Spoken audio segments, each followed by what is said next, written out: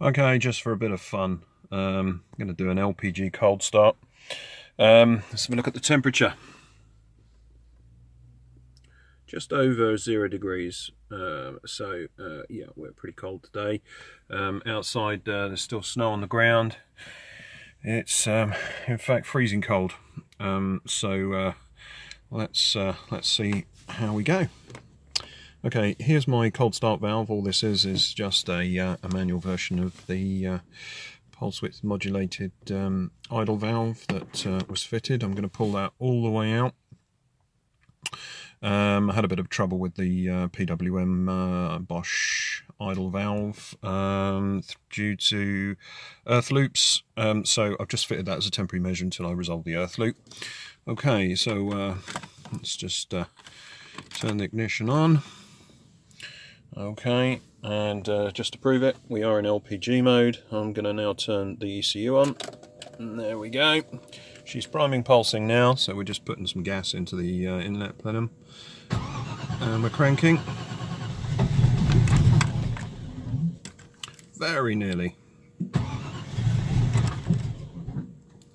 So very close to starting. I'm not touching the throttle, by the way, so this time now I'm going to start using a tiny little bit of throttle just to establish whether I need a little bit more air. Yeah, there you go. So there it is, 0 degrees LPG cold start. Just to prove it, there we go. Clearly just needs a little tickle of throttle. I could probably knock a bit of air off now, so just needs a tiny little bit more air during cold start, but only during the cranking. So let's have a look and see what the AFR is now. Let's have a look at the air-fuel ratio. Let's open that up and have a look. Okay, so we're at about 12 to 1, which is a nice cold start AFR.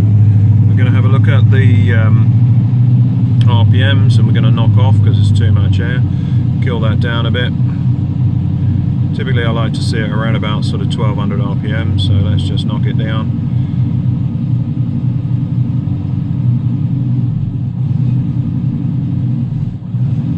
She needs a little more.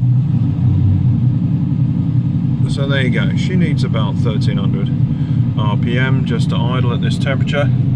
I mean, there's I can see my breath, it's that cold in the car, so you know, it really is cold. It really is, as we can see here, just over 0 degrees. And a little fluctuation in idle speed, where probably needs just a fraction more air. So there we go, it's a bit more stable. And again, we're at about 12 to 1. So it does appear it needs to be around about 1400 RPM after a cold start. And we have a look at the temperature gauge here. Poor old thing hasn't even moved. I mean, it is very, very cold today. Okay, nice. Settled to a nice stable idle now though, around about 13 to 1. Once again, just to see that, just over 0 degrees. And just to prove, this was a stone cold start on LPG.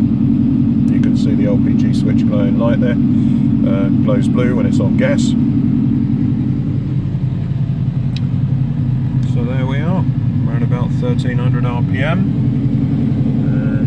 Temperature gauge, oh, just starting to creep up, as we can watch it creeping up now. Near the engine now. It's liking a little bit more heat.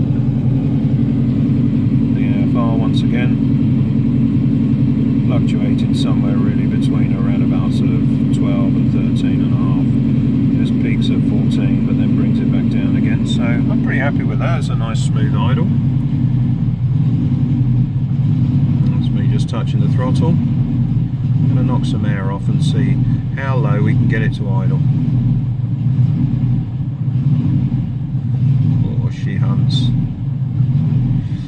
Okay, so one of the other considerations with LPG is, of course, that just give it some more air there. One of the other considerations with LPG is what's going on really with not only the vaporizer. As everybody knows, the vaporizer needs hot coolant running around it in order to vaporize the LPG. Vaporizers do freeze up at this sort of temperature, but what a lot of people don't realize is the importance of how well the injectors respond during cold temperatures. They can stick, and this is as equally as important actually as the